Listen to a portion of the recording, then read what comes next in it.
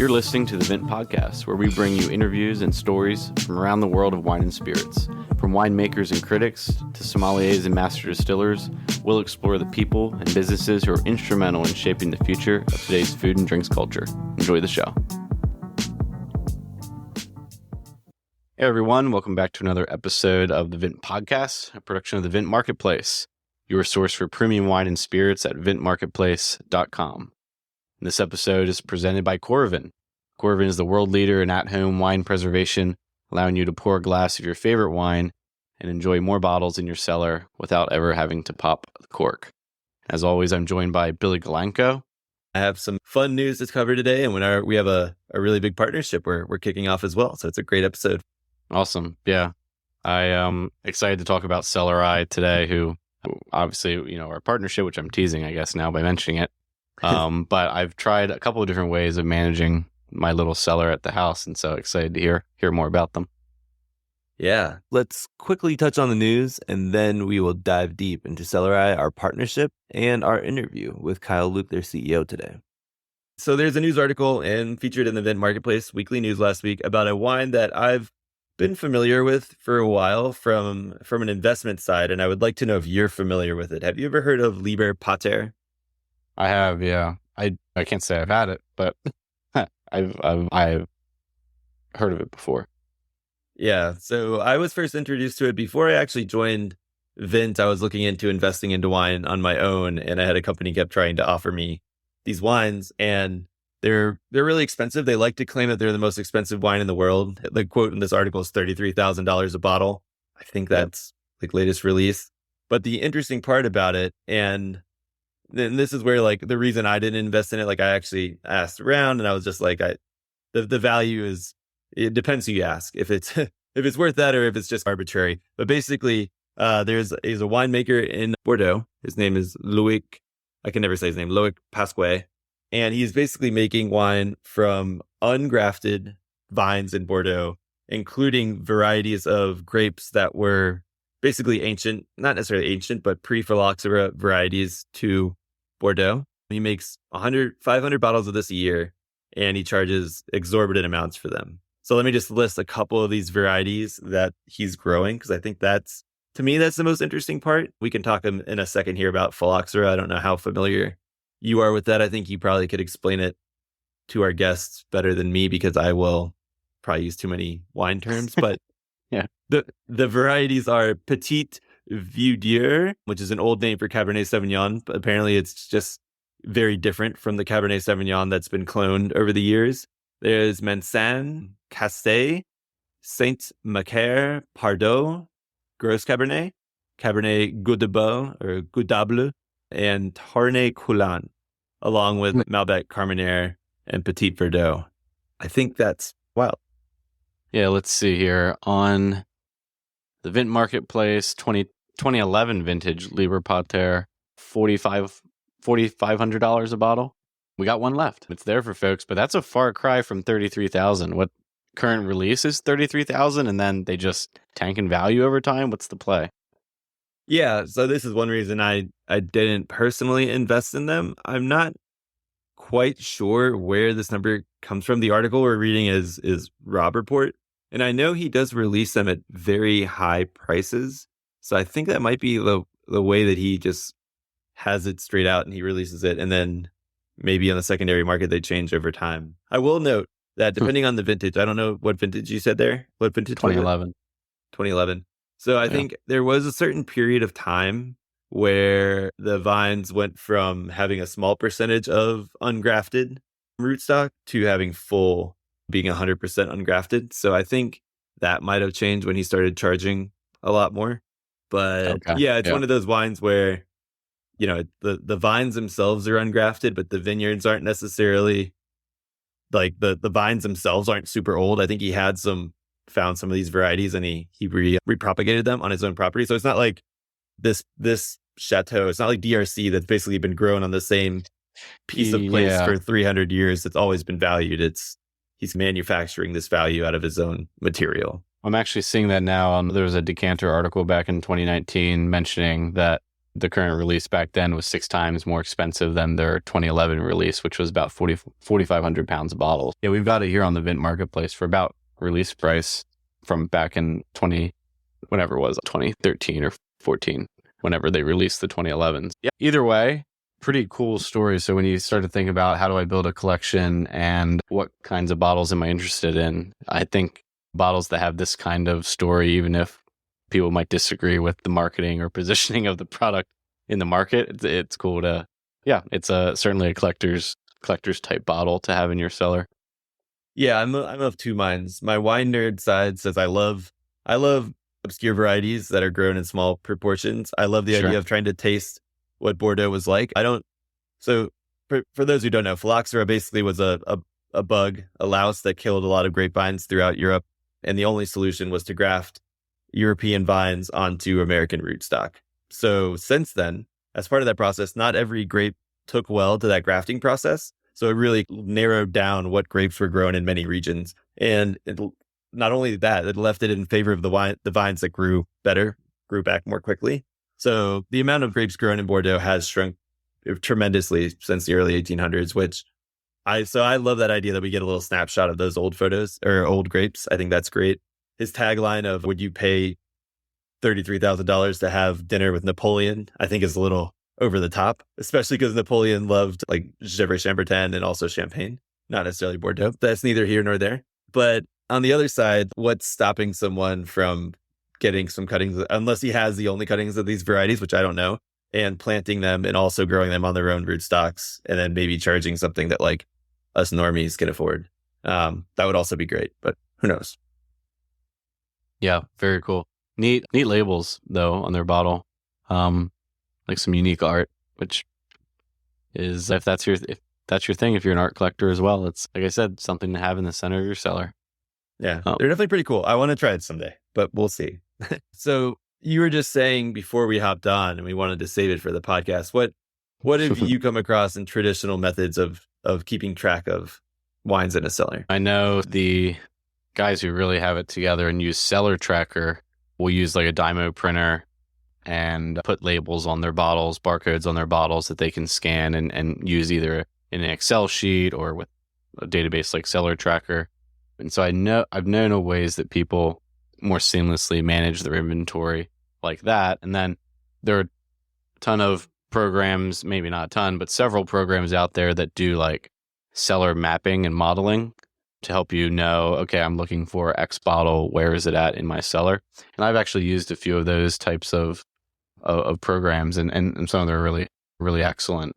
But the issue is that you have to manually update a lot of them, or at least at sort of the base package of their software requires you to manually change where a wine is and update that on the per shipment basis. And so I was using one and got away from it because I would rearrange my cellar and lose track of where things were. And so now I just open up each shelf and try and find what I'm looking for in my Eurocov.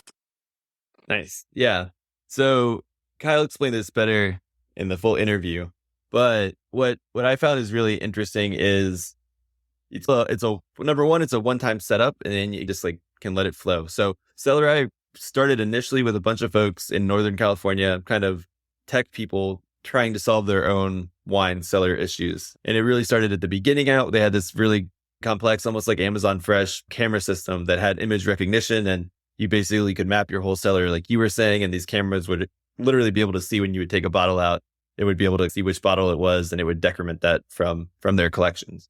And they built it to fill their own needs. And obviously these are very tech forward people, so they were able to design it exactly how they wanted. And that type of offering is still available at the very highest level of CellarEye. There are multiple cellars around the world with that in. But what they wanted to do was take out the ease of that and extrapolate it a little bit more for everybody else. So they took the image technology there, able to recognize all the labels and such, built that into an app. And then they also developed this RFID technology, or these stickers that interact with your phone. So right now it's only iOS, but all cell phones have an RFID kind of reader. It's the same thing you use when you like tap to pay. It's pretty simple. Your phone doesn't even need to be open. And what they have now is basically, if you have a bottle, we'll start with setting up your cellar. So they give you these little stickers and you put them on different rows and shelves of your cellar there. And basically you'll do it in like columns technique. So basically what it'll do is say this is column L, second from the left.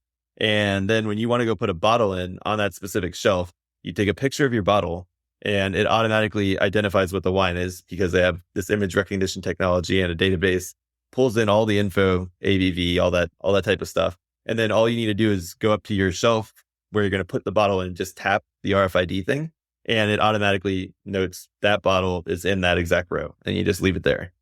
And then when you want to go take it out, you just tap again, and then it decrements it automatically from your records. It shows that that's a blank spot in your cellar. Very cool.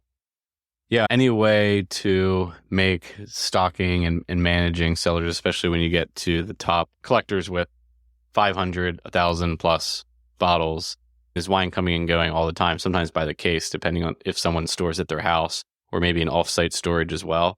Bottles can certainly move back and forth, and making that process more seamless has been a huge problem. And there've been a lot of different technological fixes, but I've never heard someone using RFID to do that. So I think that's really cool. And what I like about it, and I like his description's way better than mine. What I like about it is one is you set up the stickers once and you leave it, and it's basically virtually mapped your cellar. And you're not just putting stickers on bottles over and over and trying to keep track of an individual bottle.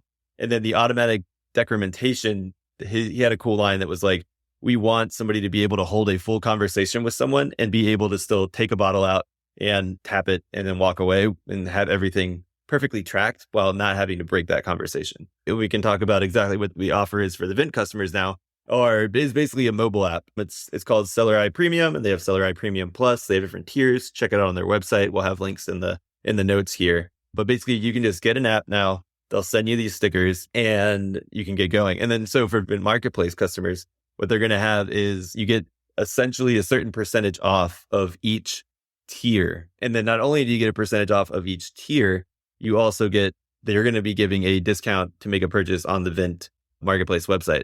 So for the first level, for CellarEye Premium, they're actually going to have 45% off for Vint Marketplace customers. And we're going to be sending out an email with a special link that automatically gets you that discount. So if you're not already signed up on the Vint Marketplace, you can just go sign up, put your email in, and you will receive this email along with our email offers. But so Vint Marketplace customers will get 45% off the Cellar Premium tier, and they'll also get a $30 credit back to Vint to use on the Vint Marketplace website. So that'll be pretty great. So not only are you getting $30 off your annual subscription to CellarEye, you're also getting another $30 credit to Vint. And then if you go to the Premium Plus tier, you're going to get 50% off the CellarEye Premium Plus tier, which is $150 off. It's normally $299. You'll get it for $149, and then you'll also get a $70 credit to the Vint Marketplace. Those are their entry 2 levels, and then they have white glove services, again, that'll help you. They'll give you consultations and come to your place as well. Yeah, this is great for folks who just formalize their home cellar, have the room now, or have a fridge of some kind, or folks who have a cellar and haven't been using a way or haven't had a way to track their inventory in the past. It's a really great option and super affordable to start up with these promotions. Yeah, for sure. And then you don't even need to have a big fridge. Like I have a little fridge and a cabinet, maybe 50, 60 bottles around the house, and you could just put those stickers wherever and tap it in and out. So nice. Yeah. Pretty easy. Yeah. My big problem is in my Eurocov. It's nice because I can pull out each shelf and see, but the bottom shelf is stationary, and I have bottles just stacked in pyramid style, front to like 2 deep down there. Yeah. And so there's probably 40 or 50 bottles in the bottom that I just have no idea what's really in there. So it'd be great if I could at least identify that what I'm looking for is on the bottom 2 shelves in the pyramid. Yeah, for sure. Let's get to our interview now. It is with the CEO of CellarEye, Kyle Luke. It's a really cool conversation. He explains everything I just said much better, but he also gives his background, which it's a really unique background. He's worked in wineries. He's worked in fine wine retail. He had some really cool stories about working the different restaurant circuits in San Francisco. He was roommates with some really cool winemakers when he was in San Luis Obispo, Cal Poly. I think that was really cool to get a context of where he developed his passion for wine. And it's really cool to see how he has worked his way now into kind of this tech space and helping solve one of the longest held issues of many wine collectors.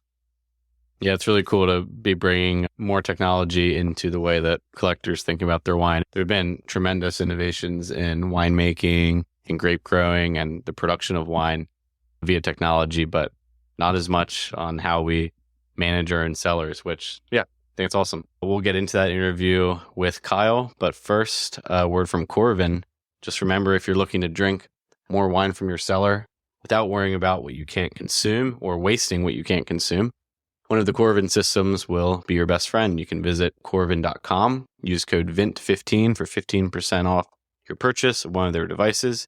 And if you're a member of the trade, visit trade.corvin.com for exclusive discounts on their full range of products and accessories for home and work. Certainly something to think about as we head into the holiday season.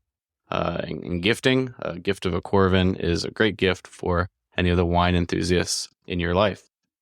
And now, without further ado, here's our interview with CellarEye's CEO, Kyle Luke.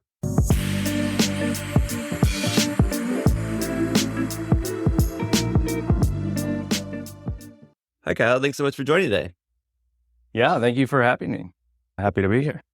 Yeah, no, I'm really excited. Could you give us maybe a little bit about your background first? Because you have a fascinating background in all aspects of wine, and then we'll dive into CellarEye, what it is, and why it's cool. Yeah, sure. Yeah, we are very excited to be partnering with Vint, and we'll touch on more of that later, but a lot of exciting things to do there. We found a counterpart, I thought, that was pushing things forward in the wine industry in a way that we were trying to. So again, very excited about that. Yeah, my background is really all over the place with wine. It's unusual. I feel like I've had 2 full careers compressed into a pretty short period of time, and just all the things I've dabbled in and all the interesting people and experiences I've gotten to be around because of wine and the doors that opened for me. I grew up in Lodi, California, so I was around vineyards and grapes my entire life.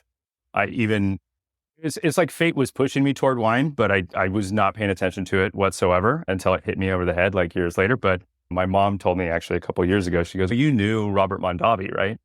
I was like, "No." And she's apparently her boss, when I was really young, was friends with Robert Mondavi. They were old friends, and Mondavi would come in and I would be in there sometimes, and he'd pat me on the head and say hello and stuff. And it's crazy. But again, wow. I never paid attention to wine whatsoever. It wasn't really something that my family was drinking, not till I was at least later in my teens. Lodi, in terms of the wine region that it is today, and like independent small wineries, really wasn't much of that yet. It was still kind of table grapes and stuff.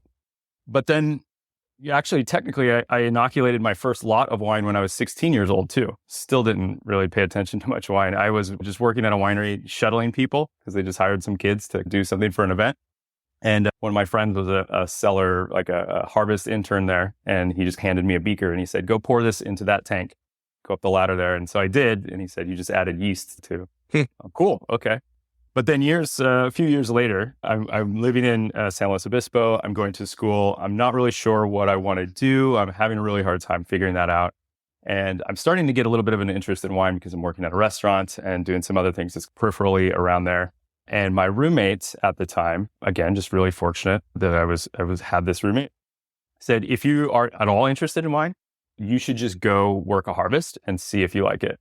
That roommate was Dan Estrin, who is the head viticulturist and winemaker for Christum Cellars now, Christum Vineyards up in Oregon, he's making amazing Pinots and Chardonnays. I would never say it to his face, but he's an incredible winemaker. So he got me a job. And at the same time, that our other roommate is Anthony Avila, who is the head winemaker for Biennacido Estate down in Santa Maria. So just super fortunate that I was around that. Those guys were both older than me. And so I always feel like I was just getting mentored by awesome people from the start. And so I worked my first harvest, and the first harvest story was pretty interesting, and was just like, it clicked for me. I love this because I got such a crazy experience that most people, I don't think, get on their first harvest. Basically, it was this old facility that was putting out a bunch of like jug wine, essentially. Gallo bought that label, but they didn't buy the estate. And so the estate sat there and fell apart for a few years before these new owners came in, and they bought this big winery. They bought it and they're like, "We're going to make it into a custom crush facility." And they bought it in this vintage. I think it was 2009. Yeah. They bought it like just before a harvest started. So they had no idea how many customers they were going to have or whatever. It turned out that was a really big vintage for the Central Coast. And so they threw me in there along with a few other guys and we were way understaffed and I had no clue what I was doing. And so we were just getting insane amounts of fruit. And it was everything from like really small producers like Brian Teresi of Giornata. We got to like work with Nebbiolo and stuff where we're like picking out little jacks and being super focused on these very small like little lots that we're going through. Cool. To like these really, really big brands that are sending fruit that are bringing in semi trucks that are going into these 40,000 gallon tanks that there's just a whole farm of in the back. And I got to see that spectrum of this is what super detail oriented and focused winemaking looks like. And then this is the major production side. I got a taste of both. In fact, one of the tanks that came in one time, or the lots that came in one time was pretty, it was very revealing for the rest of my career, I would say. At 4:00, we have this truck come in. You're supposed to get the fruit first thing in the morning, process it as fast as you can to get it into tanks so that you can keep the temperature down. This semi pulls up with a whole trailer full of Chardonnay. It's 4:00 in the afternoon and we're in Edna Valley. And it's in the high 90s in Edna Valley. And this came from Paso. So it's triple digits easily. And what they told us was this was a vineyard that had never been machine harvested before. So it was overgrown or something. This is just what they told us. And we go to dump it into the auger, and I'm standing on the other side of the auger. It's a big V, and you take the crane and you dump over the bin. And usually it's just clusters that fall out. This is just soup. And so it just dumps over and hits this side of the V. I'm standing on the other side, and it just blasts me in the face with just hot Chardonnay, sticky soup. And then I'm standing up against the wall, and there's literally like an outline of my body where the Chardonnay hit. That was pretty interesting to see. But then we started looking at that, and we started seeing broken pieces of pipe, snakes, like lizards, all this stuff going through and just like getting processed and shot off to go get into the press where it clogged up everything. And that's where I started realizing this was a really big brand at the time that's doing massive amounts of wine, and they're since shut down, thankfully. That's where I really started to learn, like, okay, there's a big difference between the big production stuff and the small production stuff. But so I was totally hooked on wine from there on out. Back going to school and doing a bunch of odd jobs at the same time, working in restaurants and managing some restaurants and bouncing around. Then I became the assistant winemaker for a small winery here in Lodi. It's called Bordeaux Vineyards. It's since shut down, sadly. It was the first bonded warehouse, but bonded winery in Lodi. But I worked with Marcus Nigli, who's a Swiss winemaker. He has Marcus Wine Co.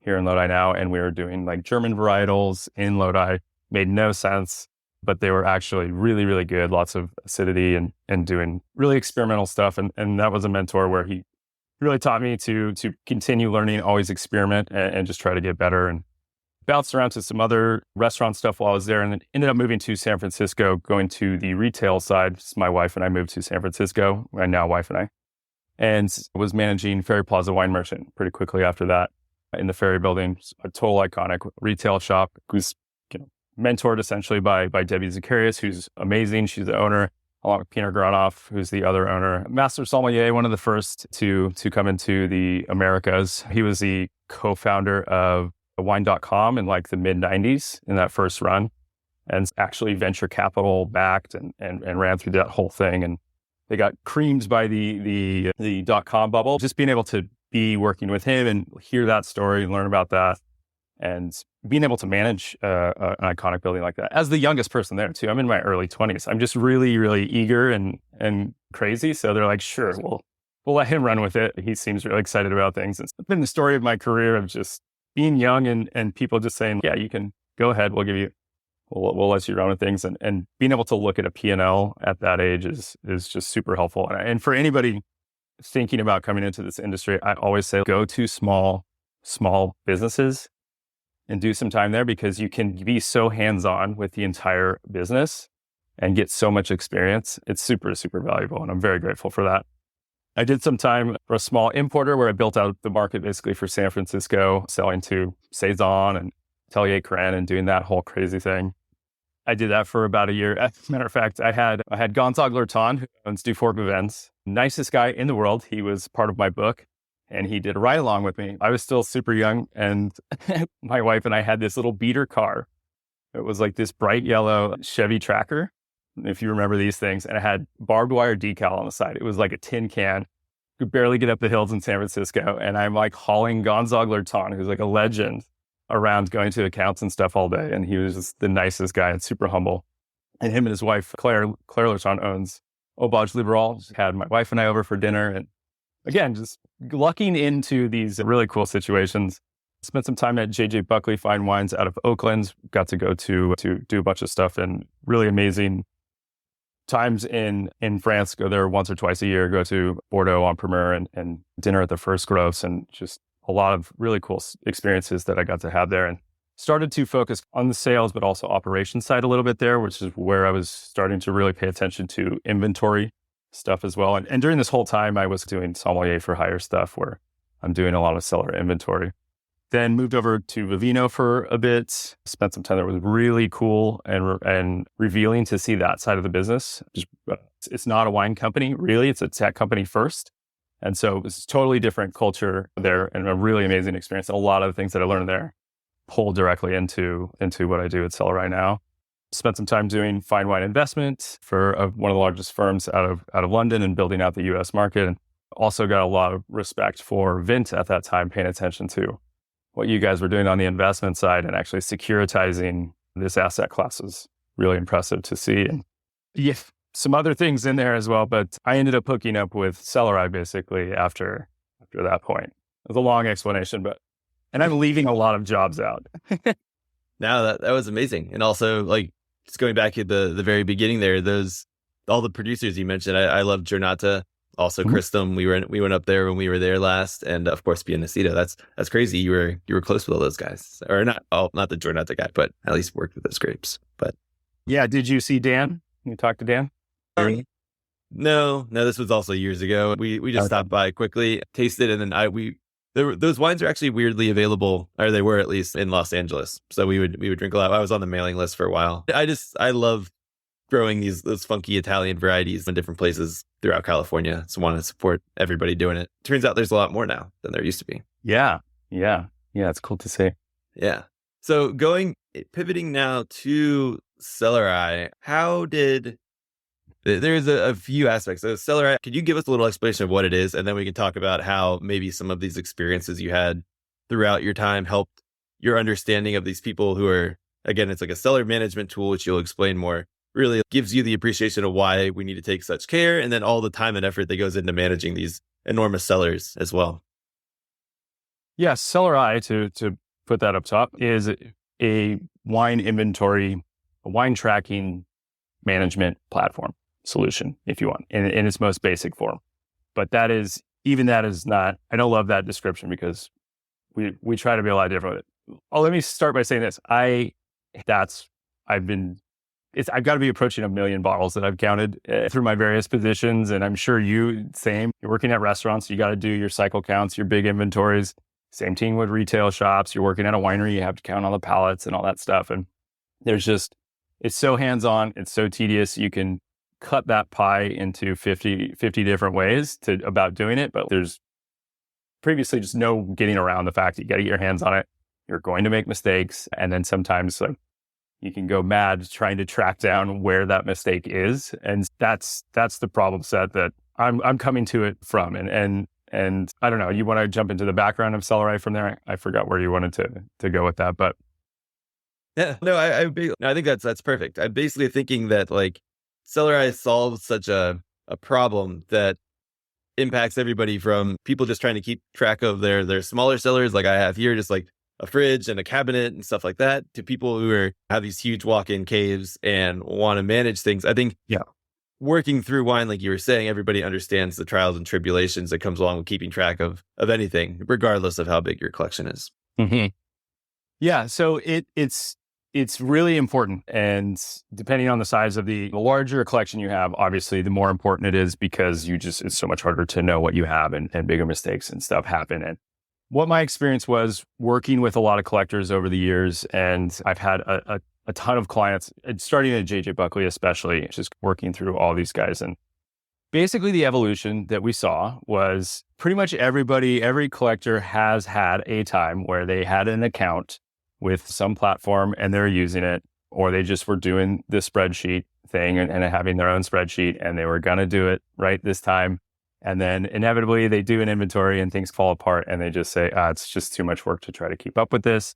I give up. And that's been basically, from our own studies and experience as well, that's 95% of the market at the very least, is people just give up on it.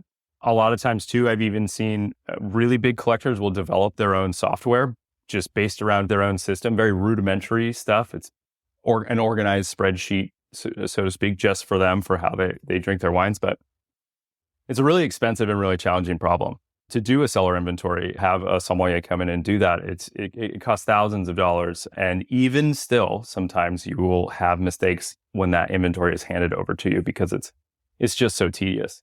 And I think most people just waved the white flag and resigned to it and just said, I'm just going to lose wines and not what I have, and I'll have my own system and whatever. But things inevitably end up getting lost. CellarEye was founded by a handful of collectors who were basically running into this same experience and issue, and they had tried other things and the inventory got messed up.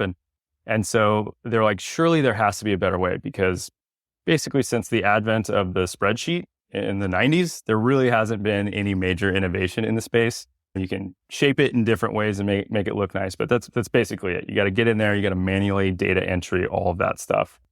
And so they wanted to build something for themselves. And the primary co-founders of Mustafa Ronagi, he's a biotech entrepreneur and very talented guy and has a great collection. And Mehdi Mohseni is a Stanford PhD and one of the most technically gifted people I've ever met, an amazing engineer.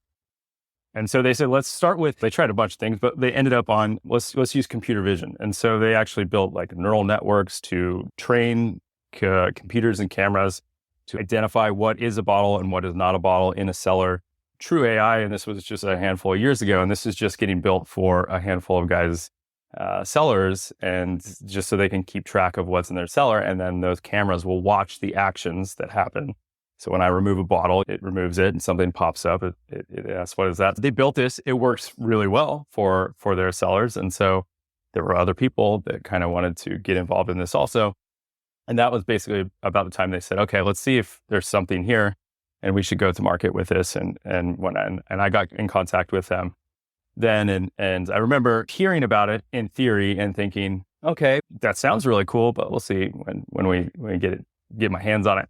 And then go to the cellar and I actually use it, and I was blown away. I've never seen in the wine industry a product that's this technically advanced and so polished. It's just really, really rare. And so I was like, I'm in. Wherever this is going, I want to work with you guys, and I'd love to actually solve this problem. And to be clear on that also, the problem that CellarEye's solves, it's not electronically keeping track of your wines, recording your inventory, right? That was solved 30 years ago. We're solving that problem of what's actually convenient and conducive to everyday life. What is something that you'll use, and then in 6 months from now, you'll still be using it and your inventory will still be accurate. You'll still be enjoying using it. That's a really hard thing to achieve. And so with the computer vision, taking that, it works really well for certain cellars. There's certain limitations to computer vision. It needs to have direct line of sight and various other things. And a wine cellar can be a challenging environment for that as well. So for the cellars that it works great in, it works great.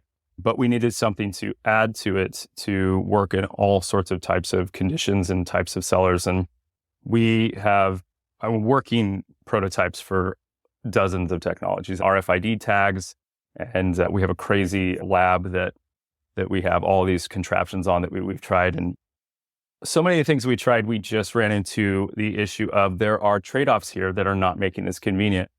And what we ended up landing on is CellarEye Premium. And we wanted to make something that was interactive and moved to your behavior or adapted to your behavior so that you can be paying less attention and still recording what you're doing. One of the metrics we set up for ourselves was you should be able to have a conversation. You'd be fully engaged in a conversation with somebody and be putting bottles away in your cellar and have it be recorded perfectly with you barely paying attention. And so just testing that over and over and over again, we finally refined it down to this like interactive style where we use, basically we break it down into, we digitally map your entire cellar. So let's say you have a traditional cellar. It's like the size of a closet. It's 3 walls, right? And you have those 3 walls that have wine on them. They're uniform wine racks. You have the traditional grid system or columns of wine and maybe some like box storage underneath, right? And so we would come into that cellar and we'll break it down into 3 wine racks. We take a picture of the left wall, you take a picture of the middle, take a picture of the right wall, and you're taking that picture and you're making sure you include every single place where a bottle can go. That's going to be the basis of your map for your cellar. And so on that picture, we then start drawing areas, what we call areas, but they're like highlighted digital overlays of, let's say, a column. So like one of those columns might have 12 bottles. And we do a full column, and that's very deliberate. So doing the individual bottle places where you put one bottle in and you record that exact bottle location gets very tedious, and that opens it up to a lot of user error, and it's not very, again, conducive to everyday life. But we create these areas, and so it'll be 12, that'll cover 12 bottle column, and you'll have a bunch of those up top. And then maybe you have down below, you have the box areas, and we create this, it's basically an address. It's telling you where that bottle is so that when you search for that Burgundy that you've been looking for, it's going to show you that wine rack, which it's how your wine rack exists in the real world. So you know exactly what it is, and it shows you the column that it's in. And we want to do multiple bottles again, because it just makes things easier. And so if you have only a couple wines in there and it's full of 18 bottles, but it's only 2 different wines, by the time you're walking up to that rack, you can already see the bottle that you want. You don't have to go searching through it. So we want it to be really, really fast. And so we break down all of your collection across those areas. And so now you have an address to go. You can visually see it's maps to your cellar where that inventory is. And on top of that, we add what we call smart stickers. And this is the interactive piece to it, and really important. And these smart stickers they're just like stickers the size of a quarter, and they have little antennas inside them that are connected to microchips, and your iPhone can interact with it and read and write to that microchip that has just a little bit of information stored on it. And so what we do is we put a smart sticker in every one of those areas. So physically, you have a smart sticker in your cellar for that digital area that's represented in your app. And now you have basically a shortcut, a key to that area physically to within the app. So now I'm adding a bottle. I take a picture of the bottle. It pulls up the wine. I say, yep, that's the bottle. And I just tap my phone on where it's going on the shelf, and now it's put away. So my wife, who enjoys the wines that she gets to drink, but she doesn't really pay attention to them, she can still just put away wines in our cellar and in a wine rack and not even know what she's doing. She takes a picture of it, says, yeah, that's the wine. And then she just taps the phone wherever it's going. And now it's stored. You don't even really have to be paying attention to what you're doing. That's awesome. The RFID or these stickers, you don't have to put them on every bottle then, because then you're just placing at the address and you're taking the photo, and then it remembers. Yes. And that's really important. You're putting the sticker physically in your cellar, where that is. And they can be very discreet. You can hide them. Or you can put them on the outside and you can see them. We have different colors. They can be matched. And when somebody that doesn't know about CellarEye sees you do that and put inventory away, it's pretty funny to see them like, what did you just do? You look like you just put your phone into a bottle slot and suddenly the phone like recognized it, which is basically what you did. But it's having that ease of use, and that makes such a difference. So I had a guy call literally yesterday, and he calls me. And he's, so why should I switch over to CellarEye? And I'm thinking, I don't know, you called me. So what's your story here? But basically what it was is he was frustrated with the traditional way that he just went through just a few weeks ago. Somebody showed him CellarEye Premium, and so he was asking about it. But him and his wife went through and they did a full inventory of their cellars, something like 1,400 bottles for this particular cellar that he has. And they spent the whole day. And basically what he was doing is he's standing on the wine rack, pulling bottles out, and he's looking at the wine. He's calling that out to his wife, who's then typing it in. searching for the wine and then going, wait, which vineyard is it? Blah, blah, blah, which size? And then he's going, okay, it's in column A, row 16. And she's going, okay, yeah, that vineyard, row 16, what vintage? Was it A17 or what? And so you're playing a game of telephone with a bunch of numbers and you're doing this hundreds of times. It's going to get jumbled up. But if they try to do that same thing, you literally take a picture, get the wine, tap it exactly where it's going. You don't even really have to be paying attention. What's actually happening? You're just tapping your phone. And his wife could be doing the exact same thing on the other side of the cellar and they could get it done in a third of the time. And so now when I do inventories, I actually enjoy it because I feel like I'm beating the inventory in the war. It's a weird way to say it, but yeah. So that's a very simple and elegant solution with the tapping. You guys also have a higher tier too that's almost like an Amazon Fresh type experience where you literally have cameras that monitor taking in and out too, right? Isn't that like the V1 that you guys started with and you were installing that for certain folks? Yeah, so that goes into, like I said, that one's niche. It goes to really big collections and the cellar environment has to be right too. So we're still doing that one. It's just a little less scalable. It's not right for most people. You have to have usually a really, really large collection and are going to have the right environment. So for the people that we do have it, either we are putting in, they really love it. And it's usually accompanied by the premium as well. And that product for sure has gotten us into some pretty wild cellars that have been really cool to see. But yeah, it's premium works with literally everything as well. What I was getting to with that is so those cameras are able to identify bottles without a lot of things. It's like the image technology you guys have. So when you take a photo of that, it's your technology. Because I think sometimes if I take a photo of a bottle and I ask like Google or my Apple like iPhone just to read it, it's not necessarily going to get all the right information. You guys have been developing technology working with cameras and then moving to this where it's everything that's relevant and it'll all be stored in the right spot. It's not going to put the winery name in the vintage slot and mix it all up. Yeah, that's exactly right. We're coming from this completely from a place of convenience first. Everything else is nice to have, all these other features and whatnot, but we want to reduce the amount of human error that happens. And we want it to be actually convenient. Like I said, we want you to actually be using this in 6 months. And that's what we're seeing with people. And one of the other things with this interactive nature of it is this happens a lot. You see this all the time is somebody's got their inventory and they're trying to keep it up to date and they have a wine that they know that they want to go get and they know exactly where it is. And so they don't mark it on their sheet. They just go and grab it and they go, oh, I'll mark it down later or whatever.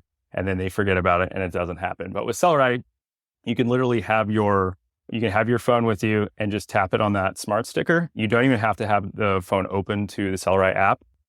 You don't even have to have it fully unlocked, just the screen open, and it'll pop up and it will take you directly to that area inventory and you can just hit remove. Excuse me. So we just try to remove all those barriers of entries that we can and those extra steps. Our mission statement is to uniquely reduce friction in the wine collector experience. It's very deliberate, probably sounds boring to a lot of other people, but we're pretty fired up about it.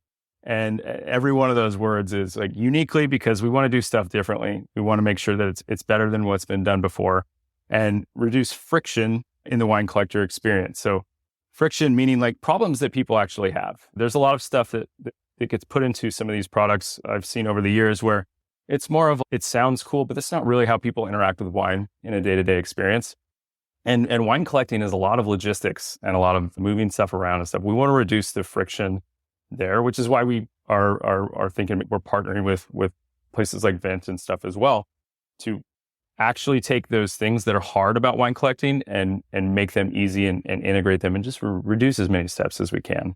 Really. That it all sounds amazing. And now I will say the one thing. So whenever I'm listening to whether it be a wine podcast or something else, and I hear something that sounds like it's solving something, and then I look it up and I'm like, why have I never heard of this before? And then I find out it's been around for 15 years and it turns out this was just like a really exciting podcast. A lot of people aren't really adopting it. Can you share like why people may have not heard about CellarEye and CellarEye Premium yet and where it'll be available for everybody to be able to access?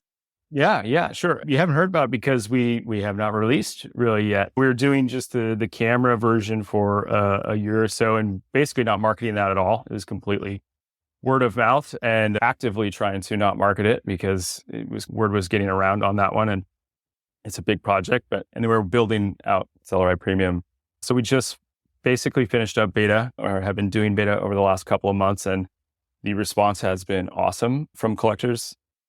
It's exactly what we wanted. It's been people who said, I gave up on doing this years ago. I just resigned to the fact that I will never have accurate inventories. And I actually am enjoying CellarEye Premium. I enjoy using it. It's easy to use and it's really nice to know what I have.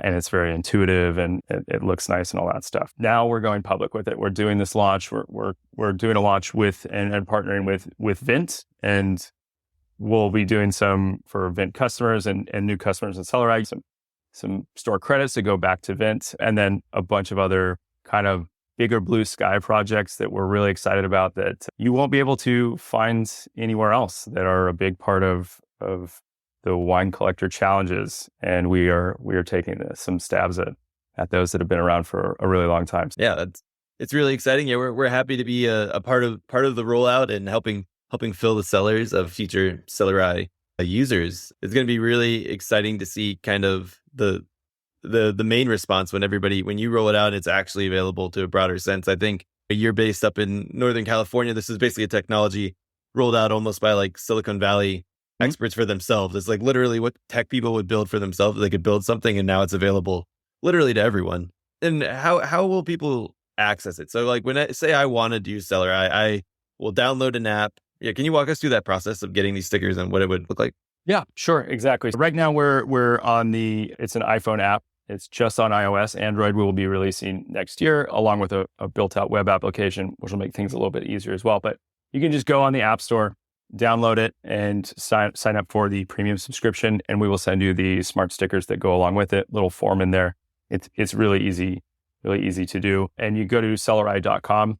We are also building out kind of where we have built a kind of off-the-shelf version where it's like a little package. So you can send a 1-year subscription with the smart stickers rather, to somebody that is a collector or something like that. Because that's a question we get all the time is, what can I get for the person that has everything that likes wine? They don't have this for sure. And you basically turning their cellar into this like kind of smart interactive cellar overnight in a very cool and interesting way. Nice. And it's a subscription, right? You'll get the one time for the stickers, and then you just pay on an annual basis for the technology. Yep, that's right. It's a pretty flat rate to reasonable rate for the subscription price that you pay yearly. The smart stickers come with it. You set those up one time and configure your cellar one time and you're done. And we're also, for bigger collections, I would highly recommend inquiring on CellarEye.com to go with our kind of white glove service where we'll help you onboard. If you already have an existing collection inventory that's accurate and you have bottle locations associated with that, we can go ahead and do 90% of that configuration and onboarding for you by just on the back end, where you provide us some pictures of your cellar. We'll create the areas and digitally map it that way, and then match up that inventory so that you have it ready to go right away. And it's pretty inexpensive also as well for doing that comparatively. We basically want to be as adaptable as we can for everybody. And it works with every kind of storage setup, which is an important thing to note as well. As you can do, if you just have like regular shelves with boxes on it, as most of our current collectors do, they may have their nice cellar at home, but they have a big storage, offsite storage location. It's just boxes on shelves. So you can create areas for that too, and then know exactly where that box is and tap your phone to pull up that inventory immediately. Same thing goes for a wine fridge. You can just create an area for each one of those shelves, which makes things really easy as well, and put the smart stickers associated there. And it can even be boxes on the floor a lot of times. For a lot of our European collectors that we work with, those cellars they're crammed for space, so they're not fancy at all. They're just like shoving as much as they possibly can in there. And so we built it to work with those as well, to just digitally organize your collection and easily access anything that you want to access. Cool. So the stickers will fit to like my little wine fridge. It'll stick on like the little metal thing, or are they good with humidity and stuff? I assume they have to be. Yeah. Yeah. Technology has been tested through. It has to be very, very, very cold or very, very, very hot for it to become a problem. And if that is the case, then your wine is you have bigger problems. Bigger situation. Yeah. Awesome. Yeah. I think that's amazing. And we'll have discussed more in the intro the kind of the deals that they can get, Vint customers can get, and also CellarEye customers can get with Vint. So that's exciting. But before we go, I'd love to talk about a little bit about what you are putting in your cellar. What are you most interested in these days, drinking wise, and what are some of your prized bottles that maybe you're keeping for a special occasion? Yeah. You told me you're going to ask this question. I still didn't think it through very much. I don't have a great answer other than to say, growing up in my career, I was solely focused on European wines, really, and learning those as you should be. They're the classics and stuff. And I really didn't pay much attention to California wines, as weird as that is to say. And I'm coming back to them now because there's a lot of small, really good producers in California, all over the United States. And so I'm just trying to explore as many of those as I can, because it's a whole new game as to even what it was 12 plus years ago. And the alcohols are coming down a lot more, and new cooler vineyard sites are being explored and farmed. And so I'm just exploring with as many of those as I can. But prized possessions in my cellar is still going to be a lot of France. I'm a huge fan of Pomerol. So I CC, Liber Pater, those are like my favorites. I love good Merlot. Yeah. Do you have bottles of Petrus in there? Just a couple of double magnums sitting around? I do not, unfortunately. I wish. Nice. Who are some of the smaller California, maybe surprising things from Sierra Nevada foothills or Lodi or Mendocino or somewhere that you've been surprised by recently? I can't think too many. I will say this. I'm very proud of how Lodi has come around on this kind of the natural wine movement, whatever that means. Mm-hmm. All of these vineyards that are like 100 plus years old, that are suddenly have been completely forgotten about, are suddenly, you have these like small, dedicated, passionate producers they're coming in and farming them now and taking these minuscule yields and making wine with them. And there are some really cool, delicious wines that are coming out of that. So I've been exploring that a bit. Tegan from Sandlands, and Turley, who lives in Lodi. He's been on the forefront of a lot of that stuff. So I'm proud to see that for my hometown for sure.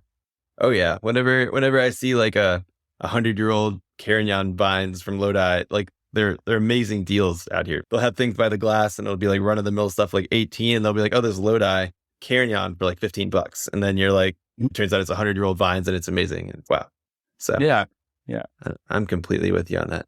Thank you so much for the time today. I think this is a perfect overview of CellarEye. We're really excited to partner. I think our listeners will see a bunch more content from us about CellarEye and how to engage. But I think this is a perfect overview. I definitely learned a lot more, even though you've shared so much materials with me before. So it's great. Yeah. Thank you. I hope I described it well. It's something that you got to see for it to click in sometimes. But our entire mission is to have something that is actually easy to use, and so that you have accurate inventories, and we build exciting stuff from there. But we put a lot of time and effort into figuring out the best way to track a collection, and pretty proud of what CellarEye Premium is. So the full rollout starts in November 2024?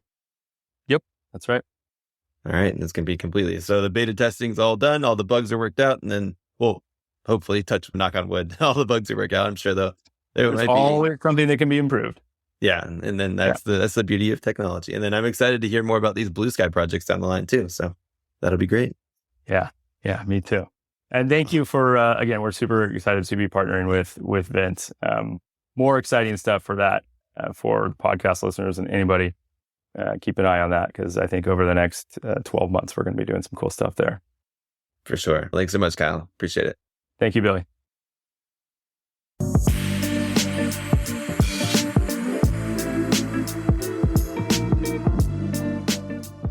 All right. That was our interview with Kyle Luke. I hope everybody got really excited about CellarEye. If you are looking for the special Vint Marketplace discount, go to the Vint Marketplace and sign up on our website for news and offers, and you will get that discount this week. If you are listening to this podcast past the first week of November, reach out to us and we'll be able to share a special link to CellarEye as well. That is our episode for this week, and we will be back with another episode next week. Cheers.